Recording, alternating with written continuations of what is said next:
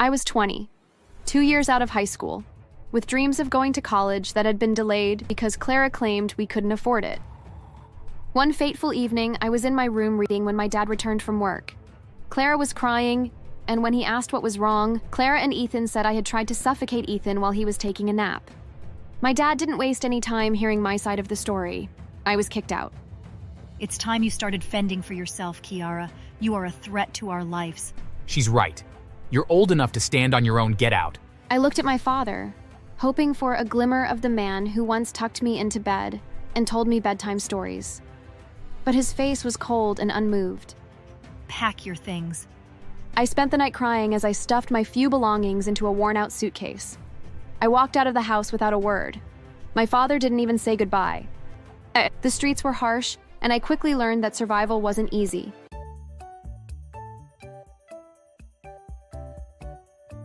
When my mother died, I was 15 years old. The doctors had said it was pneumonia. Her death was too fast, too cruel, and it left my father and me in pieces. The house felt like a tomb without her. My father became a shadow of himself, throwing all his energy into work and leaving me alone most of the time. And then Clara appeared. She was my mom's best friend, and at first, her presence was like a balm on our broken lives. She brought home-cooked meals, helped with laundry, and sat by my bed at night, telling me stories about the adventures she and my mom had when they were young. Your mom was so brave, Layla, just like you. Her words made me feel special, and for a while, I believed she truly cared. She spent more and more time at our house, laughing with Dad over dinner, organizing things, and making herself indispensable. And then, one evening, she stayed so late that I fell asleep on the couch. When I woke up, her coat was hanging in the hallway. She never really left after that. A few weeks later, I got to know that she was already dating my dad. Although it confused me how they could do that to my mom, I didn't want to seem like I was overreacting, and she was still nice to me, so I let them be. The wedding happened 6 months later. It was small, just a few close friends and family. Clara looked stunning in her dress, and my dad looked happier than he had in months. I tried to be happy for them. Does this mean I'll have a new mom? Of course, sweetie. I'll always take care of you. At first, she kept her word. Clara made pancakes on Saturdays, helped me pick out dresses for school events, and even bought me a kitten for my birthday. She was kind and attentive, and I started to think that maybe things would be okay. But then she got pregnant. The change was subtle at first. Clara started complaining about being tired and snapping at me over small things. One day, I accidentally left my shoes in the hallway, and she tripped over them.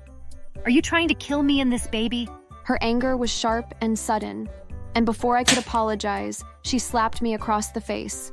Clean up your mess, you useless brat. I ran to my room in tears. I thought about telling my dad, but by the time he got home, Clara had already spun her version of the story. Kiara was so careless today, and I'm just so stressed. My dad hugged and apologized to her, but when he turned to me, I almost burst into tears at the disappointment on his face. You need to be more thoughtful, Kiara. Clara's under a lot of pressure. Be sensible and behave yourself. I nodded, unable to say anything. The cruelty escalated as her belly grew. Clara made me her personal maid, assigning me endless chores and berating me for every mistake. One evening, I accidentally spilled a glass of milk on the kitchen counter. You can't do anything right. You're so useless. She grabbed my arm and dragged me outside, locking the door behind me. Sleep out here. Maybe then you'll learn to be more careful. The night was cold, and I curled up on the porch, shivering until morning. When my dad even returned home, he didn't bring me in, because Clara instructed him to ignore me. He did, saying Clara was the only one who could teach me a lesson. Clara was a master manipulator. She lied to Dad constantly, painting me as a disobedient and ungrateful child. She refuses to help me, and she talks back all the time. Dad believed her. Why wouldn't he? She was pregnant with his son, the future heir to his wealth. When this boy is born, everything will change. She said it often, usually with a smug smile. One evening, I was doing my homework in the living room when Clara entered with a pile of laundry. You've been sitting here all day doing nothing. Take this upstairs and fold it. I'm almost done with my homework. I'll fold it. Once I'm done, please. She grabbed my notebook and ripped out the pages, scattering them across the floor. Your homework can go to hell for all I care. Do as I say. I gathered the torn pages, biting my lip to keep from crying. The worst was when she made me miss my school's talent show.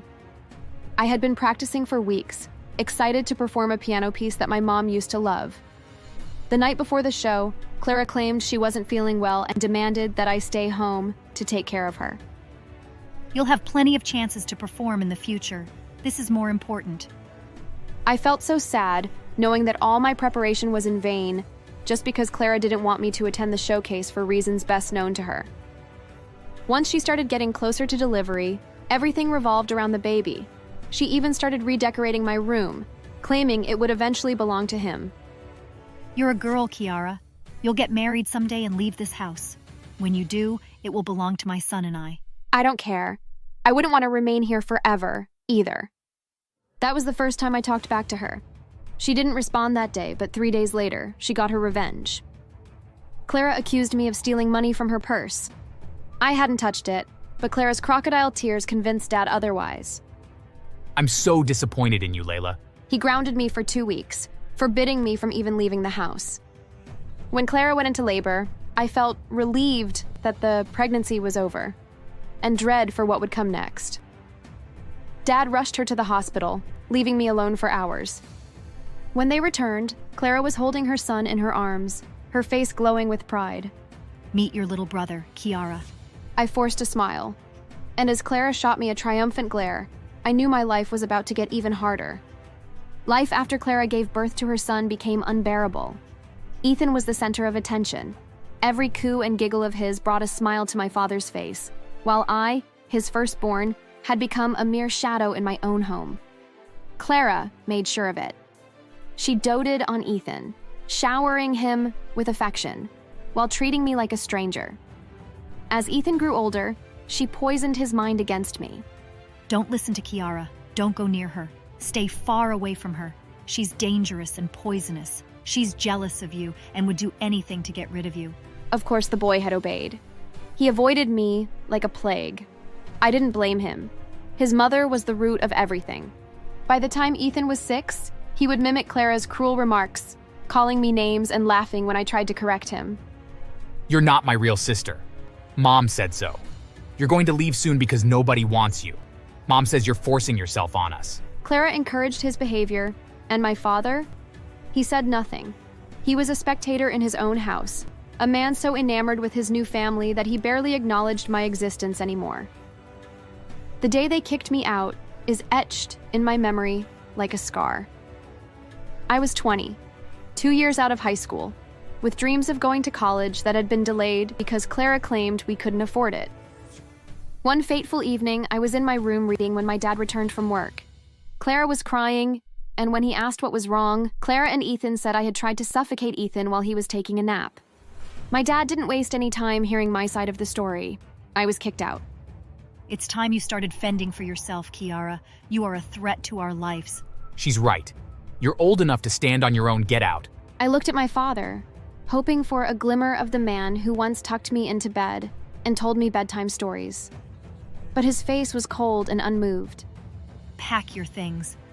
I spent the night crying as I stuffed my few belongings into a worn-out suitcase. I walked out of the house without a word.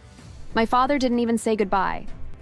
The streets were harsh, and I quickly learned that survival wasn't easy. I wandered aimlessly, trying to figure out my next step, until I ran into an old classmate, Tasha. Clara? Is that you? Oh my God! What happened? Her concern brought tears to my eyes, and I poured out my story. Tasha didn't hesitate. She took me in, offering me a place to stay and helping me find a job. With her support, I got a job as an assistant at a fashion boutique. It wasn't glamorous, but it paid the bills. A few months later, an opportunity came up in another country. The boutique owner recommended me for a position in a larger store, and I jumped at the chance. I said goodbye to Tasha and boarded a plane. I was going to start a fresh life. The new city was overwhelming at first, but I adapted quickly. I worked tirelessly, saving every penny I could. After a year, I had enough money to enroll in a fashion academy. The academy was a turning point. I discovered a passion for designing clothes, and my instructors saw potential in me. You have an eye for detail, Clara. Don't waste it. By the time I was 23, I was designing for local fashion shows. My hard work paid off, and my name started gaining recognition in the industry.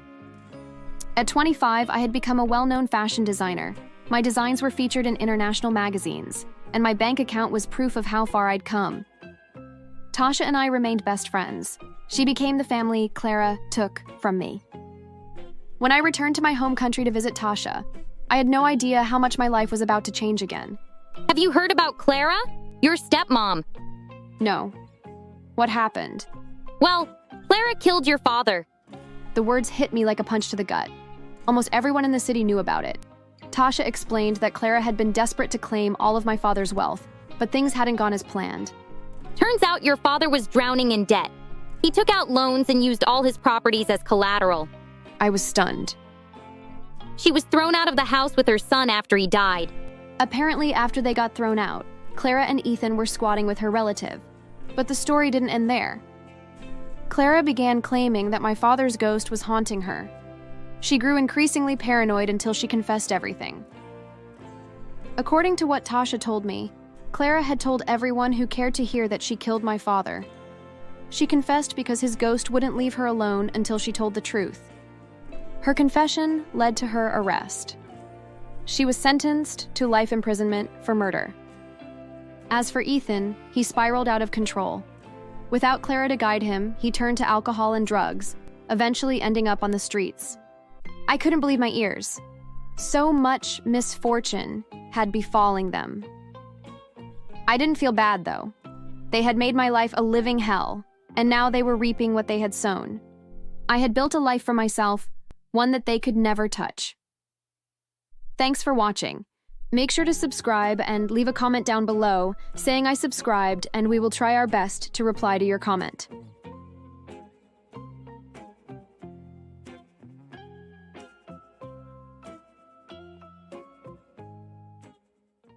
As the charges piled up, Sandra sobbed louder. Please, Susan. I didn't mean to. Help me, please. Shut up, Sandra. Speak again, and I'll make sure your punishment is doubled. This is my court, and you're nothing but a criminal before me. I could see how scared Sandra got as she cried even more. Not only was she a thief, a drug addict, and a thug, she was also a drug trafficker. She'd even gambled with her parents' properties, the shock leading to their deaths. I couldn't believe how bad her life turned out to be. When it came time for me to deliver the sentence, I didn't hold back or pity her one bit. Miss Sandra, you have shown no regard for the law, for other people's lives, or for your own dignity. Your actions have caused immense pain, and for that, you will be held accountable. She cried louder, begging me to help her for old time's sake. I nearly laughed. Unknown to her, I was going to increase her punishment exactly for old time's sake.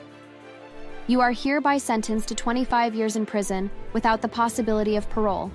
For anyone you assault while serving your term, 3 months will be added to your jail term.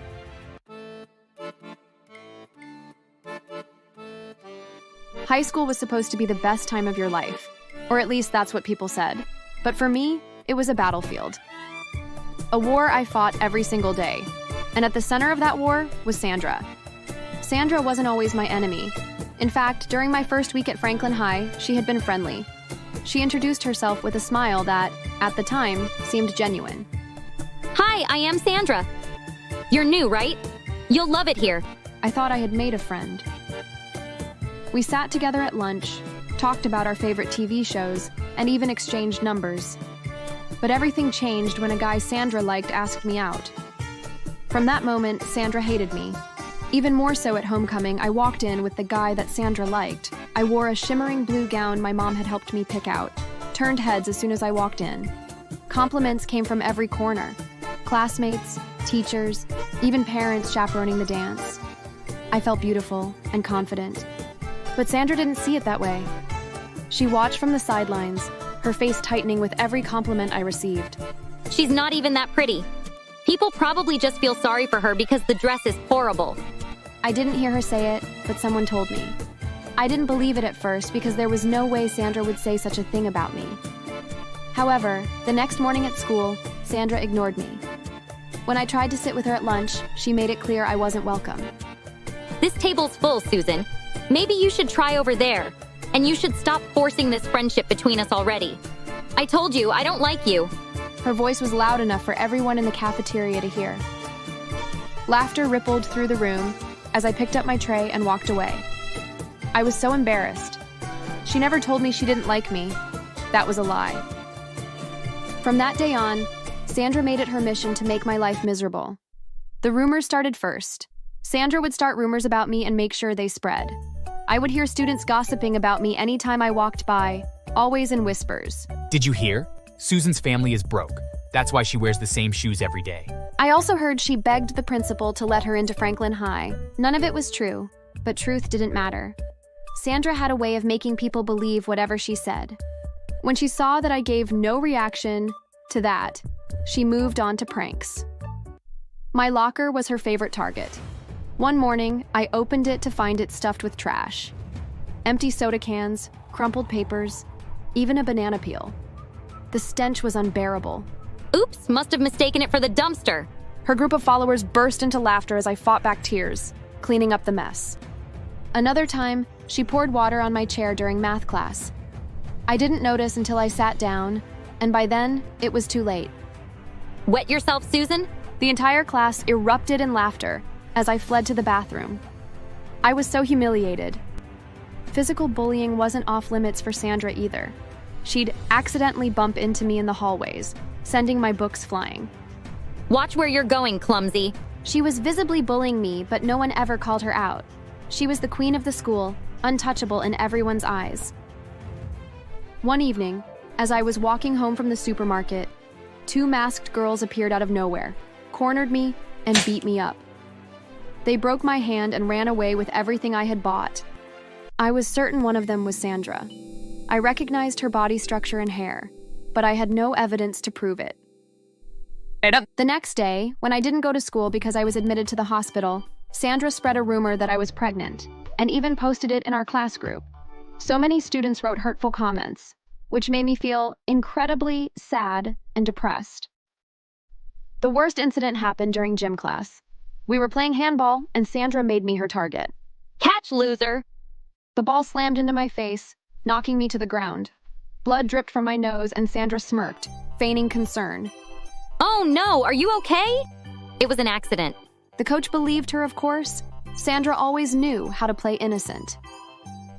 By the end of junior year, I started eating lunch in the library to avoid her. It became a place where I could hide from the constant torment.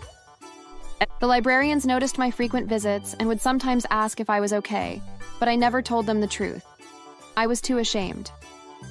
One day, during a school assembly, the principal announced a talent show. Show us what makes you unique. I loved singing and decided to audition. For once, I wanted to do something for myself, something that made me happy. When I performed, the audience was mesmerized, captivated by my voice. For a brief moment, I felt like I belonged. But Sandra couldn't let me have that moment. What a show-off. Bet she thinks she's a star now. The next day, she circulated a doctored video of my performance, adding fake flat notes and off-key screeches. The students, both those who'd witnessed me perform, stupidly followed her, pretending like I truly didn't know how to sing. Wow, Susan. Didn't know you were that bad. I stopped singing after that. Senior year brought some relief. Sandra was preoccupied with applying to colleges, but she still found time to torment me. During prom season, she spread another rumor. Susan's going alone because no one wants to be seen with her. It wasn't true. I chose not to attend prom because I couldn't handle another night of her antics. But her words still stung. By the time graduation rolled around, I was counting down the days until I could leave Franklin High behind. When I walked across the stage to accept my diploma, Sandra tripped me. Oops, clumsy again. The crowd laughed, but I didn't care anymore. I picked myself up, smiled, and kept walking. Leaving Franklin High was the best thing that ever happened to me. However, life after wasn't all roses. Although Sandra wasn't present again, she really left bad imprints in my life. While I had escaped Sandra and her cruelty, the scars she left behind didn't heal so easily. I found myself constantly looking over my shoulder, flinching at loud noises and doubting my every move. I couldn't make friends because I was afraid of getting betrayed. Whenever I was in crowded places and people laughed, I would think they were mocking me. It was hard to connect with people. Against my wish, I started isolating myself. Therapy wasn't something I ever thought I'd need, but it became my lifeline. For a full year, I paused furthering my education and sat in that small office, pouring out my pain to a patient therapist who assured me over and over again that I was worth more than the bullying I had endured. You're not broken, Susan. You're healing. When I started to loosen up, it was even harder. I lost friendships because I was always scared of them telling people things about me, even if I never told them anything. If I saw my friends talking to anyone, I would think it was about me. And if anyone close to them tried to talk to me, I would think my friends spread stuff about me and those people were coming to confirm. But that wasn't the case. At the end, I lost the few friends I managed to make because they couldn't deal with me. However, after more months receiving therapy, I was starting to get myself back. I made new friends and trusted them. My new friends were good people because they learned about my troubles and helped me with them. I wasn't alone anymore. I was able to start revealing things to them, knowing that they wouldn't tell it to anyone. They helped me make more friends, helped me fully gain back my confidence. By the time I felt ready to step back into the world, I knew one thing for certain. I wanted to make a difference. That's why I decided to go to law school. Law school was hard, but it gave me purpose. I threw myself into my studies, determined to help those who couldn't help themselves. Every time I passed an exam or won a mock trial, I felt a piece of my confidence return. I also helped students at my school whenever I saw them getting bullied. One time, I helped a girl who wanted to study nursing instead of law, but got forced to study law by her parents. I helped her sue them, and at the end, she was allowed to study what she wanted, and also got out of her parents' grip because it was discovered that they were abusive. After graduation, I became a prosecutor, handling cases that ranged from petty theft to violent assaults. I built a reputation for being tough but fair, and I was proud of the work I did. Soon, I became one of the youngest judges in the city due to my uprightness. But nothing could have prepared me for the day Sandra walked back into my life. It was an ordinary Tuesday morning when the case landed on my desk. A woman had been brutally attacked by a drug addict high out of her mind. The victim had suffered severe injuries, barely surviving the ordeal. The case was open and shut, and the evidence was so overwhelming. As the judge overseeing the trial, I prepared myself for another day in court. But when the defendant was let in, my breath caught in my throat. It was Sandra. She looked nothing like the queen bee I remembered from high school. Her hair was unkempt, her face gaunt, and her once bright eyes were dull and sunken. For a moment, I thought I must be imagining it, but then she recognized me and even called my name. Memories of all the pain she had caused came rushing back, overwhelming me. I was determined to get my revenge. It seemed like Sandra knew it because she immediately burst into tears. The prosecutor presented the case, detailing Sandra's crimes. Not only had she attacked an innocent woman, but she had also been involved in multiple instances of theft and vandalism to fund her addiction. As the charges piled up, Sandra sobbed louder. Please, Susan, I didn't mean to. Help me, please. Shut up, Sandra. Speak again, and I'll make sure your punishment is doubled. This is my court, and you're nothing but a criminal before me. I could see how scared Sandra got as she cried even more. Not only was she a thief, a drug addict, and a thug, she was also a drug trafficker. She'd even gambled with her parents' properties, the shock leading to their deaths. I couldn't believe how bad her life turned out to be. When it came time for me to deliver the sentence, I didn't hold back or pity her one bit. Miss Sandra, you have shown no regard for the law, for other people's lives, or for your own dignity. Your actions have caused immense pain, and for that, you will be held accountable. She cried louder, begging me to help her for old time's sake. I nearly laughed. Unknown to her, I was going to increase her punishment exactly for old time's sake. You are hereby sentenced to 25 years in prison without the possibility of parole.